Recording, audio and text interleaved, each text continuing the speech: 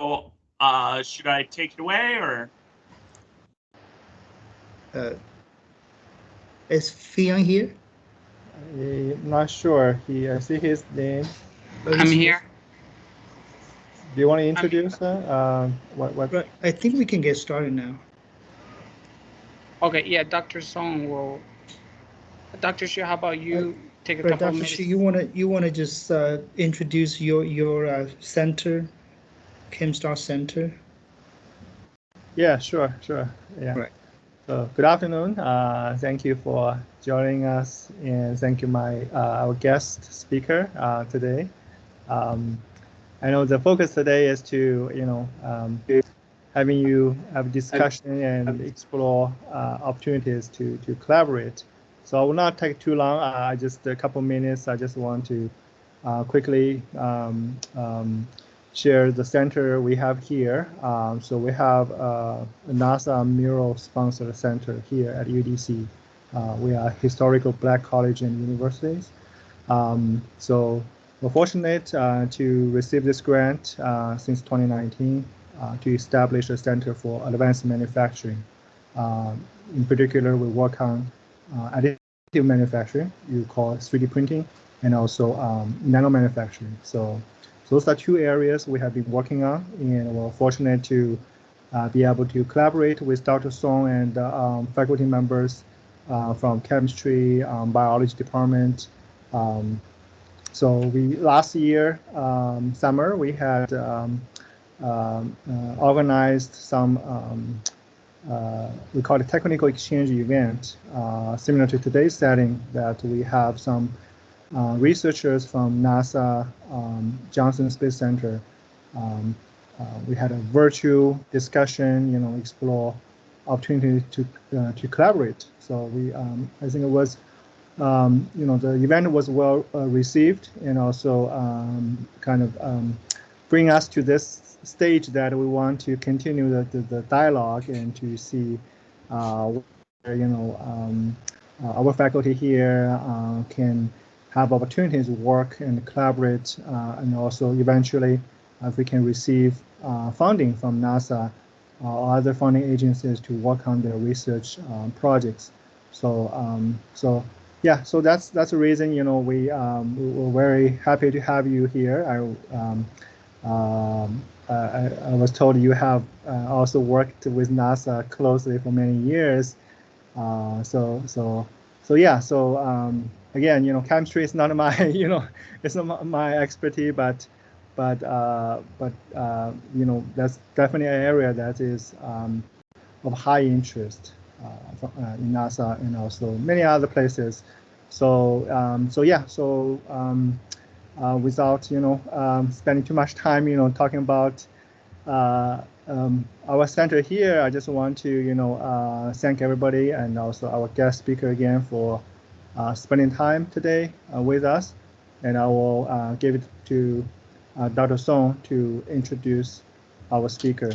And if you have any questions regarding future collaboration support, please do let us know, and we're here happy to support and provide any assistance if we can. All right, thank you. Great. Thank you, Dr. Xu and Dr. Fei, to organize this important event for us. We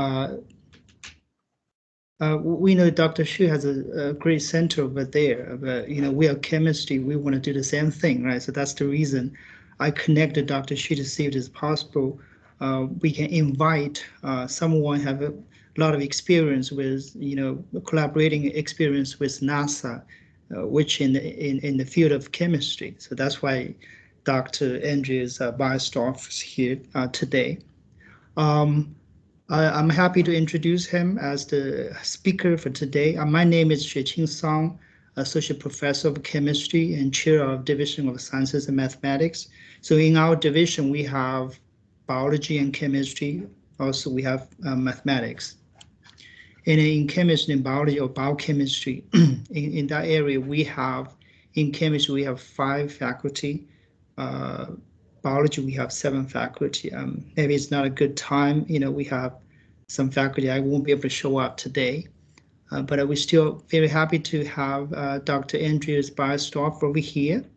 Let me just briefly introduce. So Dr. Beiersdorf is a associate professor, right? Yes. So you just promoted last year, right? I checked it. Exactly. Yeah. Yeah, July last year. Congratulations. Thank you. It's right. It's a big relief. So. Right. So that's a big thing for you. So Dr. Beiersdorf got his PhD degree in analytical chemistry at the University of California, Irvine in 2007. His research focused on developing techniques to measure aerosol composition and toxicity. In addition, he has been collaborating with NASA researchers to analyze airborne measurements of air quality to improve satellite measurements of pollution in the United States and South Korea. And he has published as a first or co-author of 63 peer-reviewed articles. And his topic for his talk today is about air pollution, airborne measurements, reduce aerosol visibility, health hazards in environmental science. Oh, thank you. Great, thank you. Just before I go on too far, can you see the screen all right and hear me all right? Yes. Perfect. All right. Thank you very much for letting me talk today. I'm excited to. I was in Virginia for a long time, so now I'm back on the West Coast, and so it's great to talk to folks on the East Coast about my research. So what I'm going to do is I'm going to discuss my research, both at Cal State and collaborating with NASA, and then also when I was part of NASA. You know, I have the slides, but if you have any questions, you know, just speak up during it and let me know either with, you know, chat, whatever. So yeah, so I'm Andreas Beiersdorf. I'm from Cal State University, San Bernardino. I'm going to be talking about the research of my students, research from NASA Langley, which is in Hampton, Virginia, and then also from collaborators at UC Riverside. And so just a little bit of background. I worked at NASA Langley Research Center for 9 years as part of what was called LARGE, the Langley Aerosol Research Group. This is a group that really focuses on aerosols. So airborne measurements of aerosol pollution. So you can see on the right a picture of one of the NASA aircraft. And, you know, we flew it through fires, we threw it through dust storms, we threw it through urban air pollution, you know, in the US and globally. But we also looked at aircraft emissions, which was kind of the coolest thing. But, you know, we basically had that same plane on the ground and we were sampling right behind it. And one of the key things we saw was, you know, this was what happens if you have normal jet fuel, the emissions you get. And if you switch that to other sources of jet fuel, you get much lower emissions.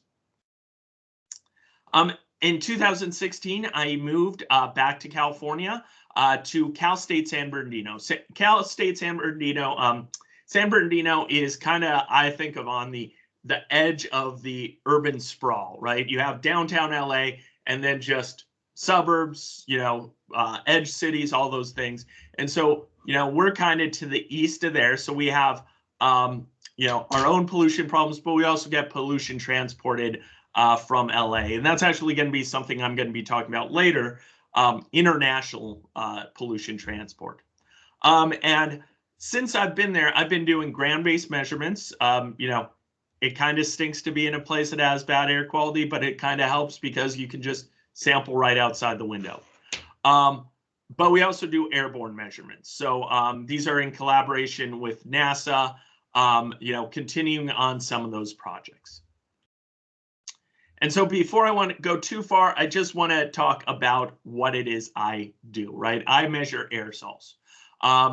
You know, aerosols are solid or liquid particles suspended in the air. You know, we know this, we see dust, that's aerosols. You have a fire, those are aerosols. But it's also, some of those are invisible. Things like emissions from power plants. You can see here, this is the water coming out, but that SO2 that comes out of the power plant gets turned into sulfate aerosols, which are invisible or too small for us to see.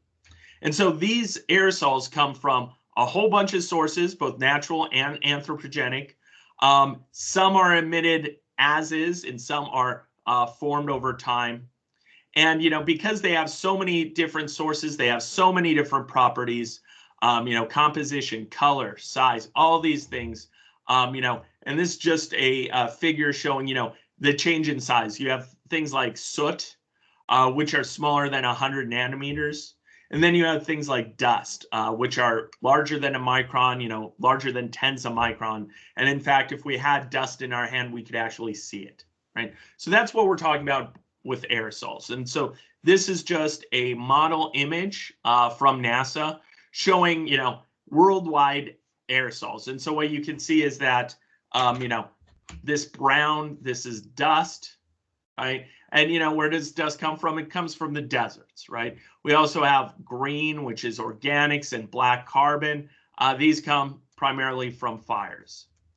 And then we have sulfates, which are here. And these come from more urban things. So the main source of them is power plants.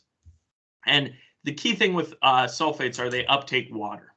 And then finally, sea salt. And sea salt comes from the oceans. And the key thing, and the reason why I will show this is, you know, aerosols and pollution doesn't stay in one spot. It migrates, it moves. And so, you know, pollution from Africa, or this dust from Africa, can have an effect on the United States. And that's what we saw, you know, in 2020. You know, we always see dust transport to the US, but there was a really big dust transport event. And, you know, you could, like, they were talking about it right after the pandemic started and all those things. So, yeah. And so why do we care about aerosols? We care first because of reduced visibility. This is the most, you know, visible aspect. You know, on the picture, this is Seoul, South Korea, on a clear day and on a dirty day, and you can see the difference between them. But on the bottom, this is actually near where I live, in the San Gorgonio wilderness, and, you know, a clean day on the left, and as you get more and more polluted, you can't even see those mountains. You know, one of the things people say in this region, I kind of live in a valley, you know, some people say, oh, sometimes I don't even know if we have mountains, right? And so that's kind of the first reason we care about aerosols, but it's not really the most important, right? Who cares if I can't see the mountains as clearly? What's important are aspect 2 and 3, right? The second reason we care about aerosols is they affect Earth's radiation budget, right? This is a figure from the IPCC, and I love this figure. I go through for an entire day in my atmospheric class, but basically all it says is anything to the right of this line is things that warm the atmosphere. Things to the left cool the atmosphere. And so, you know, things like CO2 and methane, these are things that warm the atmosphere, and that's what we hear about. But if you notice here, this is aerosols, and aerosols, some things cool the atmosphere and some things warm the atmosphere. Black carbon, which is soot from fires and from combustion, that warms the atmosphere. And then if you look at clouds cool the atmosphere, but look at those error bars, or the uncertainty bars. Those uncertainty bars are huge, right? So this understanding of how aerosols and clouds affect our planet's radiation budget, those are the #1 source of uncertainty in climate change. But then the third one, and the one I care about the most, you know, living in a highly polluted area, is the health effects. Basically, the smaller the aerosols, the deeper down into the lungs they get, right? Think you go to the beach, you get dust in your mouth. What do? You cough it off, and that's because the cilia in our throat is well accustomed to removing those large particles. But small ones can go deep down into your lungs and they can cause blockage. That's why smoking is bad, and that's why, you know, living in a polluted area is bad for our health. And this is why, you know, you may have heard of, you know, PM1 or PM2.5 or PM10. These are just the particulate mass, the amount of aerosols, smaller than a given diameter. And so PM2.5 is basically what's used as the standard by the EPA to understand what air quality is in a region. Okay, so this is from Washington, D.C., or Washington, Arlington, Alexandria. And this is PM2.5 AQI, which is kind of a air quality index, how bad the air is, for 2021 compared to other years. And so what you can see is if it's above 50, it starts getting into bad air quality. So most of the year it's below, but every once in a while, you know, once or twice a month it gets above it. And then there are some events when you get huge amounts and you actually get above to what we call unhealthy. This is actually a really thing, you know, I've been to DC on July 4th and it's awesome, but notice what happens. And maybe this is firework related, maybe it's just traffic, but July 4th or thereabouts on this day, the worst air quality of the entire year. So that's ground measurements, right? And the ground measurements are primarily, you know, authorized and looked over by the EPA. But satellites, that's where we get NASA involved. Satellites also can measure aerosols. And so on the left, this is a AOD, which is the column integrated aerosol pollution, measured by a MODIS satellite, right? And so this satellite gives us basically a picture of where all the aerosol is. So you can see on this day, this is in 2011, the highest air pollution is in the East Coast, right? Notice there's not any data here, and that's because clouds, right? Satellites don't do well with clouds. But there's a problem, right? The satellite's really high up there, right? And what happens is when it studies aerosols, it's looking at all the aerosols from the ground up until the satellite. So what we get here could be due to pollution aloft, or it could due to air pollution at the ground. We just don't know based solely on this. And also, even if it's all at the ground, we have other issues in the fact that the boundary layer, which is where all the air pollution is, varies throughout the day, right? If it's really deep, right, what that means is the air pollution is diluted out. Whereas if it's very narrow to the ground, all the pollution stays close to the ground. And that relative humidity varies as well, which changes pollution. And that's where the research I did at NASA Langley and continue to do, that's where it comes into play, right? Airborne measurements. So airborne measurements, NASA has a fleet of aircraft, and what they do is during these projects, they go to a place and they can measure with the instruments on board, measure air pollution. So this is just an example from Houston. We won't watch it all, but here's the plane flying along. It's going from what's called the Chip Channel, where a lot of the petroleum is, towards downtown Houston, right?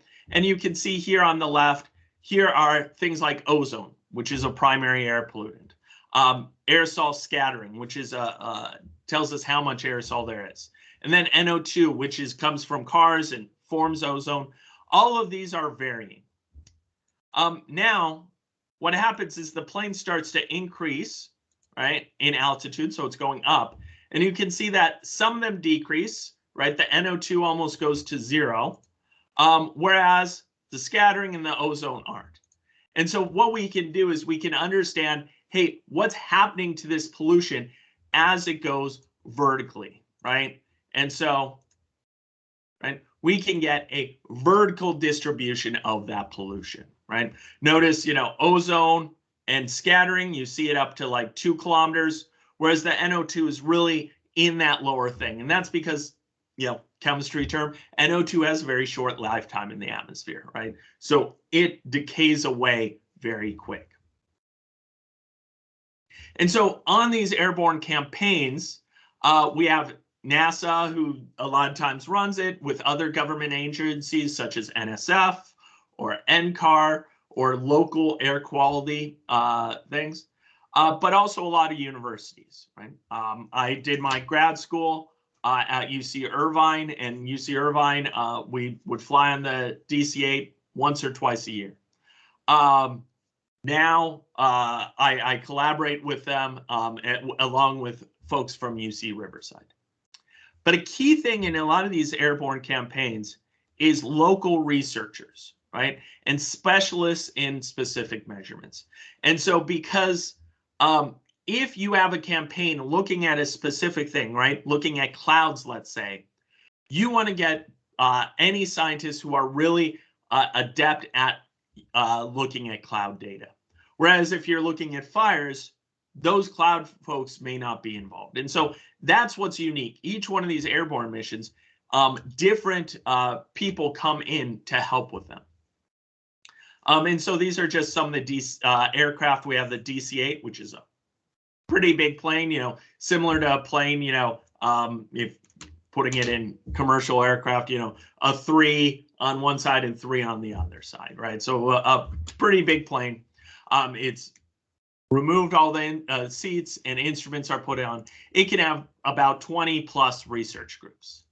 This is P3, which is a smaller plane. These are the same airplanes that they fly into hurricanes, the hurricane hunters.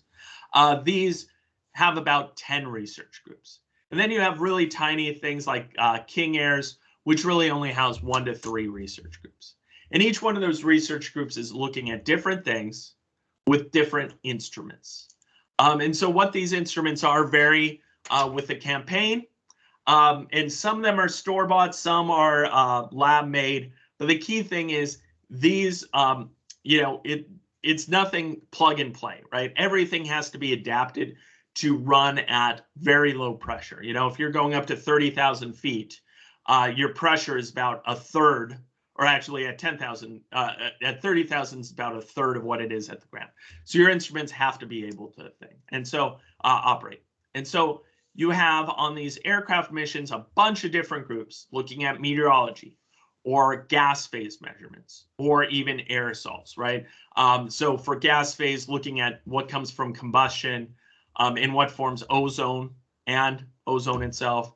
And then for aerosols, we look at the number of the aerosols, their size, because that's really important, but also their optical properties and what they're made of. And so we have these 3 different ways to make measurements. The ground-based, right? EPA does. Satellites, that's what NASA does, but other agencies. But it's really these airborne, which are giving the connection between what's happening at the ground and what the satellite sees. And, you know, the aircraft, you know, while the ground-based are there basically forever, the satellites are in space for years. Airborne measurements, they're usually short duration field campaigns, you know, 1 to 2 months. And in these, you know, there are a bunch of different groups looking at pollutants, way more than you can see just on ground. And really understanding the vertical distribution and also the processes, the reactions, the effects of meteorology on the pollution. And then finally, the 4th aspect of all these campaigns, and one that a lot of research groups from around the world get involved with, is the modeling, right? So understanding either before the project happens or after what's happening with meteorology or what's happening with chemical processing. Because, you know, we have these climate models that have certain assumptions in them about what happens to the aerosol. And from these airborne campaigns, we can improve those assumptions. All right. Just to make sure I'm not running over. Any questions so far? Anything you want to discuss? All right, hearing none, I will move on. And so now I want to talk about some airborne campaigns. And so I don't want to go into the weeds on these, but kind of give a high level. And also I want to save some time for the end to talk a little bit about advertisements for 2 campaigns that you definitely should know about. 2 opportunities for your students. All right, so the first campaign I want to talk about is Discover AQ. Discover AQ is deriving information on surface conditions from column and vertically resolved observations relevant to air quality. Hence why we call it Discover AQ. Basically understanding that vertical distribution in the United States. And so 4 United States cities were chosen: Houston, the Baltimore, Maryland region, Denver, and then also the Central Valley of California. It was on the P-3 aircraft in 2011 to 2014. And it's really to understand the satellite and ground-based air pollution. Now, this is a little bit older mission. So, but the real reason why I want to talk about this is kind of a project that a lot of recent projects have been copying, right? Understanding and reaching out to the local community, right? And researchers to do small experiments on the ground in order to do that. And so it had a P-3 aircraft, which had a bunch of instruments on it. And this one was flying at low altitude up to about 10,000 feet. And then a King Air aircraft. And this King Air aircraft had a LiDAR, which is very similar to what some of the satellites have.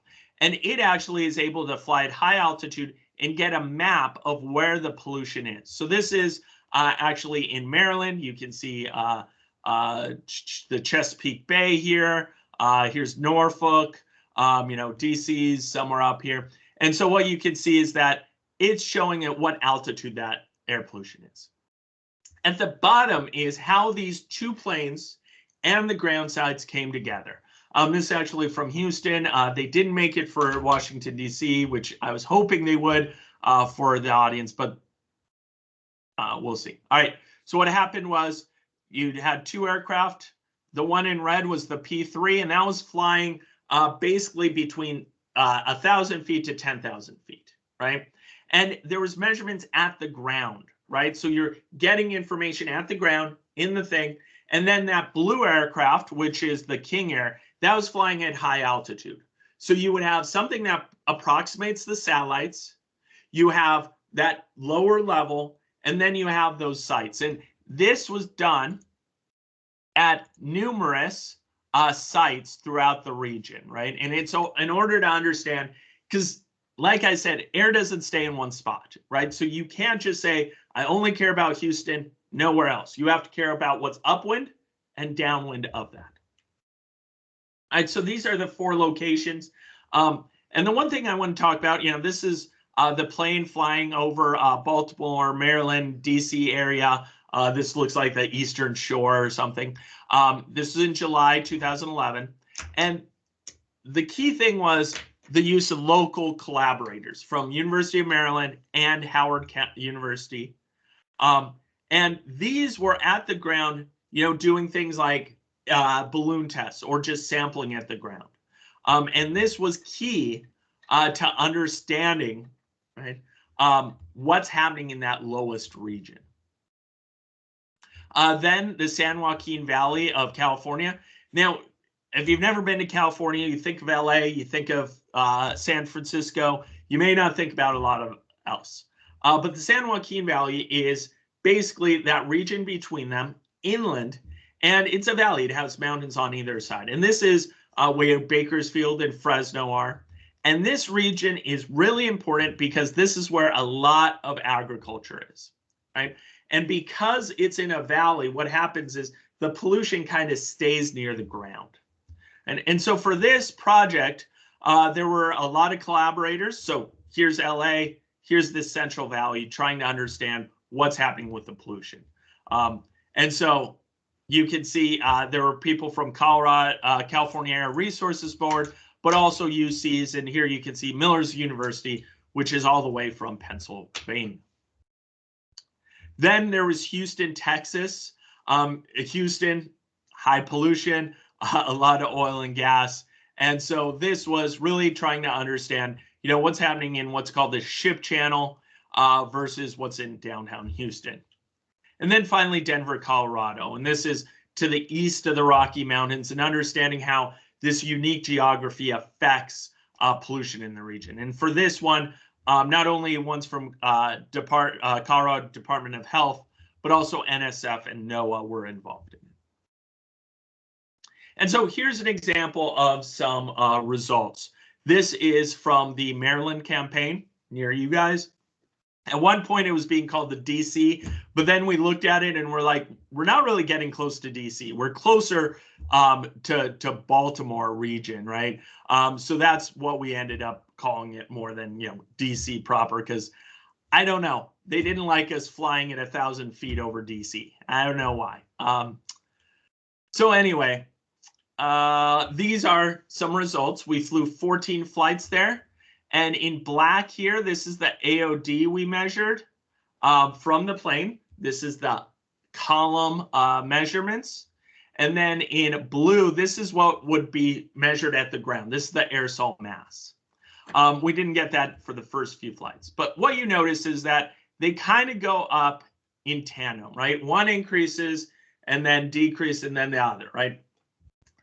You'll see that some periods, the ones with a star, have really high pollution levels. And we did some back trajectories, and we found that this was typically when air was coming to your region from Ohio and from the Midwest. And there's a lot of power plants. And so that's bringing in a lot of sulfate aerosol, because power plants put out SO2, which gets converted to sulfate. And you can see here in red, those really high pollution days had high levels of sulfate. But notice how the AOD and the aerosol mass increased together. And so if we were to plot AOD versus PM, we get a nice linear relationship, right? And this actually would be really exciting, right? If you have satellite measurements, it's like, all right, I got satellite AOD, I multiply it by some factor to get the particulate mass at the ground, right? Because particulate mass at the ground, that's what we really care about, because that's where I live. And the reason why you have this nice consistent is if you look at the altitude profile of the pollution, for all the flights, it looks like a spider web. But if you normalize it, right, basically normalize it to the maximum or the average, what you see is that the vertical distribution was fairly consistent. The absolute numbers changed, but the shape was consistent. And so then we did the same thing in California, and we're like, okay, great, we'll see the same thing. Well, what we saw was the vertical distribution was different. And so if you plot the AOD versus PM, you still get a line for most of the cases, but you have a very smaller slope. And that's because basically that aerosol is all closer to the ground, right? It's not as hot in California. This was during the winter. And so all the pollution is staying close to the ground. But you also see these 2 days in blue, dark blue, and these were days where that pollution was getting higher, and there was also high relative humidity. And so what these two things show is that we can't just take satellites and use that to say what's happening at the ground. We need more information. And that more information comes from understanding that vertical distribution, either with what's called a LiDAR, which measures it, or via modeling. And so a lot of groups around the world, they do different modeling to understand the vertical distribution in their region. And so these LiDARs, they can either be from ground-based or from satellites. Next, I'm going to talk about another project similar to Discover IQ, but moving to South Korea. So this was called Chorus AQ, and Chorus AQ stands for the Korean U.S. Air Quality Field Campaign. It was in 2016, and really the goal of this was to understand what's causing pollution in Korea, right? And the reason why this was chosen was because South Korea, it has 20 million people, so it's a mega city, but it also, South Korean Space Agency put up a satellite to track air pollution in the region. And so one of the things, and this is similar to ones we're putting up for in the US, and so to understand it there helps to understand it in the United States. And so, this is a map of population or land cover in South Korea, and this is Seoul. And what you can see is something like half of the population in South Korea lives in this region. And then green, this is all biogenic. So the question is, how does this urban mix with the biogenic? Okay. But we know this, even if we don't live in South Korea. South Korea has to also think for their air quality about what's coming in from China, right? China, much more larger population to due west. Winds are primarily from the west in this region, so you can get that pollution going towards the east, and you can also get dust coming from the Gobi Desert towards this region. And this is actually why this sea right here, depending on the country, but a lot of places it's called the Yellow Sea, because that dust gets into the sea. And so this is a major concern in Korea. And so they always think of who's causing the pollution. Is it the Korea, or is it China? And so we flew a bunch of flights in the Seoul region, but also outside. You can see this is North Korea. We did not want to go north of that, or we couldn't. And this was basically the line where they said, if you go west of here, you're now in China airspace. We're not allowing that. So we kind of did this, and the goal was to understand what's happening in Korea, but also what's coming in.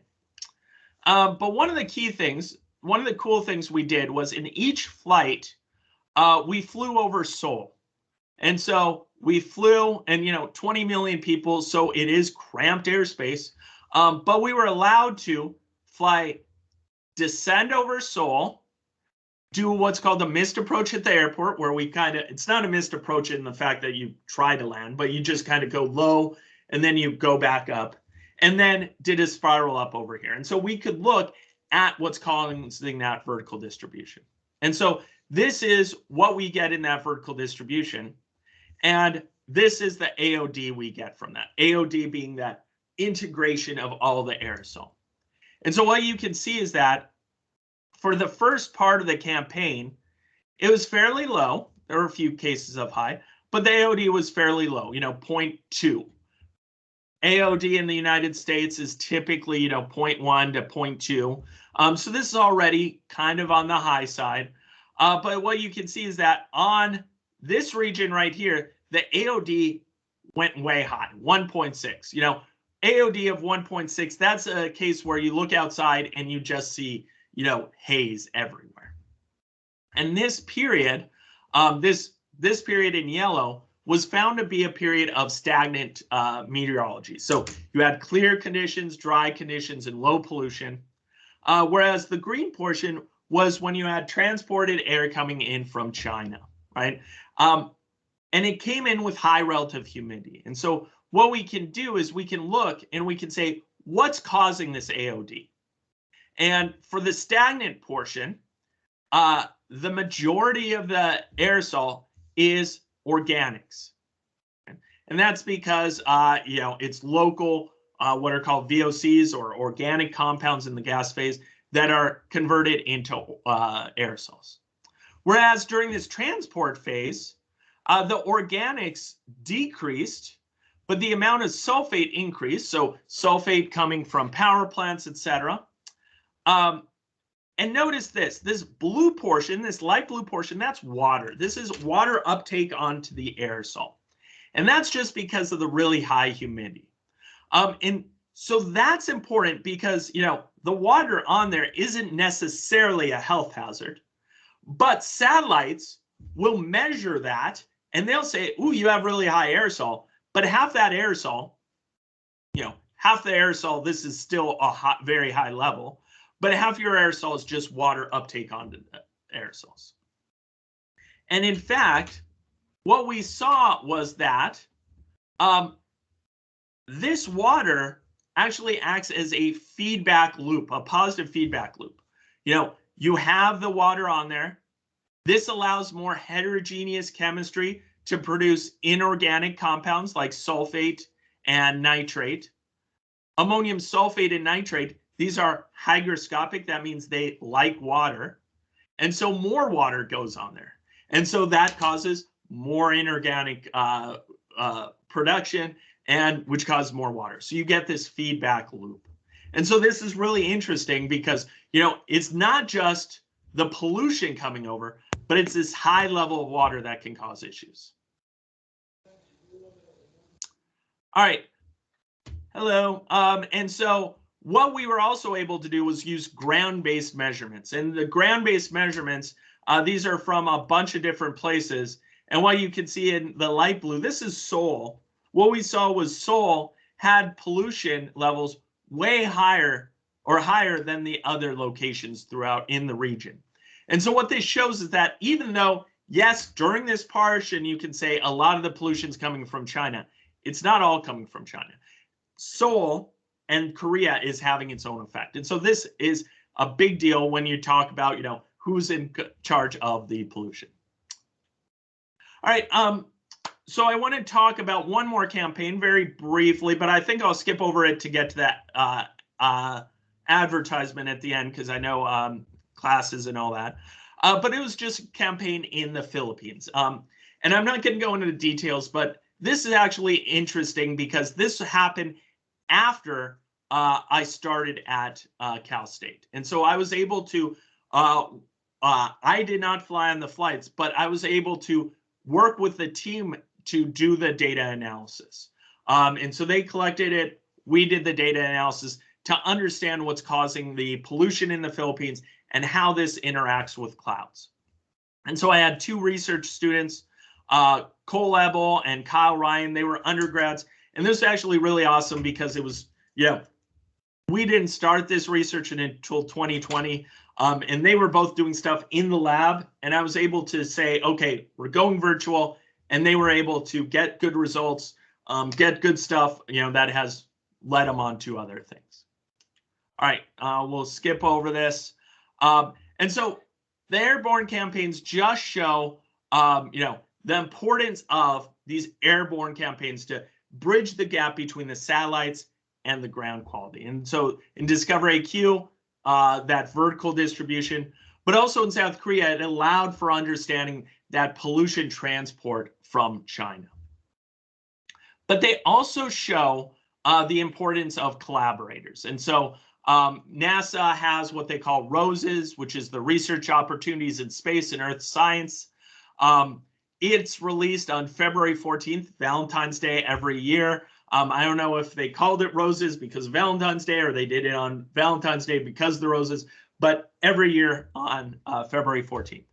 And it has a bunch of what these airborne and ground-based campaigns are, both for the data collection and also the data analysis, right? So they have calls for people to use this data, right? Also satellite science teams and university engagement. So this is just an example of some of the calls they have, including one, I just looked at this because I haven't in the past month, for basically a follow-up to the course AQ, but looking at more in the Asian region. All right, so that's my conclusion, and I'll take questions in a little bit. But before people have to go, I just want to do a little bit of advertisement. So over the last 3 years, I've been involved in something called the Student Airborne Research Program. This is a 9-week summer internship for rising seniors, so juniors going to seniors. And they basically come to California. They do hands-on research flying on the plane, and they do a project in atmospheric chemistry or air quality or forest ecology or ocean biology even, because we have remote sensors. And it's a really great opportunity. This is, and I co-lead it with Roya Barani, who's at UC Riverside. And this is us in 2019. We went, this looks like a beautiful beach or something, but this is actually the Salton Sea, which we took the students to, and it smells because basically what's happening is it's in Southern California, it's a lake, and it's shrinking, right? And it's ridiculously salty and, dead fish and all those things. So we went there for some sampling. Unfortunately, the last 2 years it's been virtual, but in 2200 we're hoping to be back in person. And students have looked at a whole bunch of things. This is one from 2020, where David Moore, who's now at UCLA, he studied reductions in pollution due to the COVID lockdowns. And one other thing is, it's great for professional development. The applications are fall to late January, and it's open to U.S. citizens, rising seniors, any STEM major. I've had biology, math, physics, plus actually we've had, literature and a whole bunch of other things. It's a paid internship. And then finally, in addition to SARP, NASA is having something called SASA, which is Student Airborne Science Activation. And it's kind of the same as SARP, except it's on the East Coast. It's for earlier research students, first or second year in undergrad. I knew how to spell. And it's primarily or only for minority serving institutions, such as yours and such as my institution. So it's a great opportunity for your students. The application is, again, February or fall to late January. So unfortunately, we're a little late. But I will be sending an email out to the chair in fall to remind you about this, because it's great to have students from all different universities in this. All right, so that's all I have. I'm open for questions, etc. All these projects have a lot of people involved. This is a photo or a video of some students taking airborne measurements right underneath the plane. And so these are, science teams, people from around the globe on these. All right. Thank you for listening. And any questions?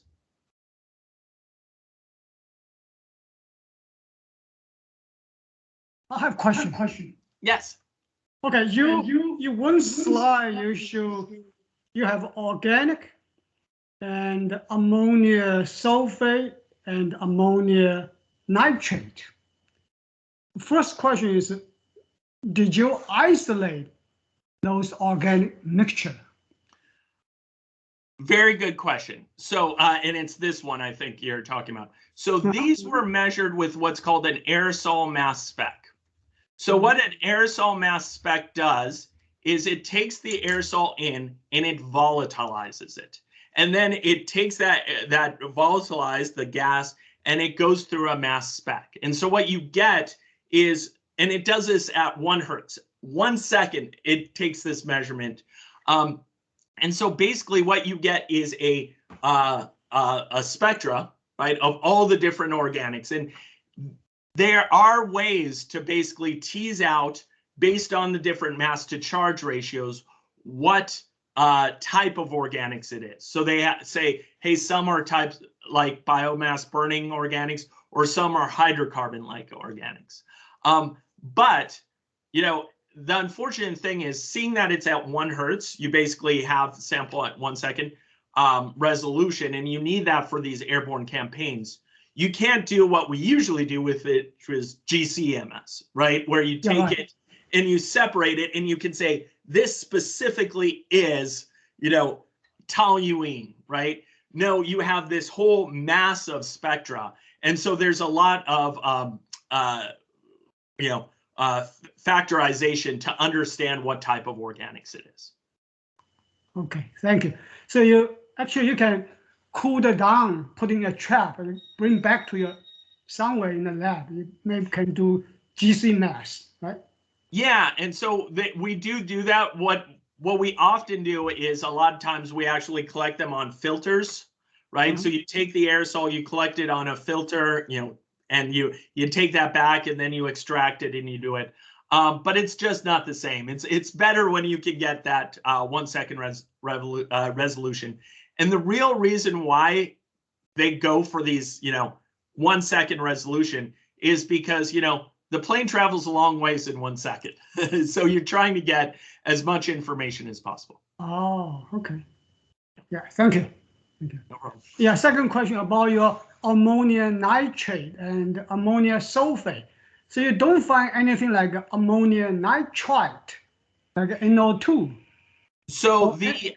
so while the organics, the aerosol mass spec doesn't really pick out the organics, because organics is a broad category, it can specifically look for ammonium, it can look for sulfate, it can look for nitrate.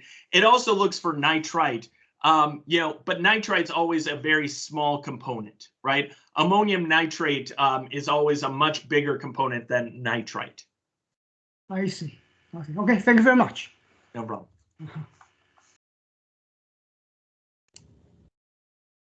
And that nitrate you see a lot, and that nitrate comes from NOx, NO, and NO2, which comes from cars, right? So, yeah. I think there was a question.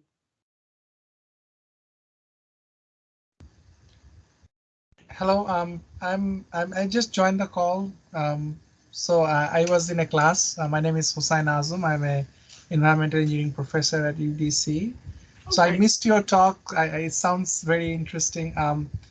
Maybe we can do a follow-up. I'm not sure the presentation or the recording will be available to us, or maybe when I can have a follow-up call or something. But hopefully your contact information will be shared with us. I missed the most part of it. Just wanted to comment you for doing this. Yeah, definitely. Let me know if you have questions. I think it's being recorded. I thought I saw it. Yes, it is. So, there are a lot of bad things that have happened over the last 2 years, right? But one nice thing is, at least we have these recordings. So, it's a lot easier to record and get back to later. So please, email me if you have any follow-up questions or want to meet or talk or anything. Thank you. One more question. I do have 4 students. They are going to graduate very soon. So do you think they have time to apply for the opportunity with you to fly to California to the project? So this year?